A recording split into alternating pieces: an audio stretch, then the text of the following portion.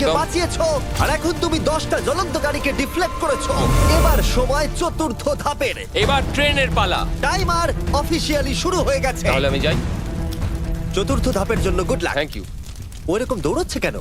Blake জানতো ট্রেনটাই এখনো পর্যন্ত সব থেকে ভয়ঙ্কর অ্যাটাকটা করবে, তাই ও একটু সময় নষ্ট না করে কাজে লেগে পড়লো। আমার মনে হয় ট্রেন থামানোর সবচেয়ে ভালো রাস্তা হচ্ছে ওটাকে লাইন থেকে বের করে দেওয়া। আমরা এই রেল রোড টাই আর বাকি যা কিছু আছে এমন ভাবে লাইনের ওপর রাখবো যাতে ট্রেনটা যেতে গিয়ে আটকে যায়। আর আমি যদি এরকম 100খানা লাইনের ওপর সাজিয়ে দিতে পারি তাহলে আমার মনে হয় না ট্রেনটা আদৌ গিয়ে পৌঁছতে পারবে বলে। এই টাইলসগুলোই আগের বারে আমাকে হারিয়েছে আর এগুলোই এবারে আমাকে জেতাবে। ট্র্যাক থেকে ট্রেনটা 2 ইঞ্চি সরে গেলেই হবে, আমি জিতে যাবো। 2 ইঞ্চি কিন্তু অনেকটা।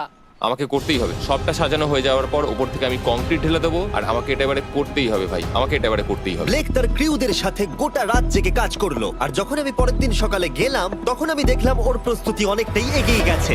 কেমন আছো জিমি? তোমার গলার আওয়াজের কি হলো?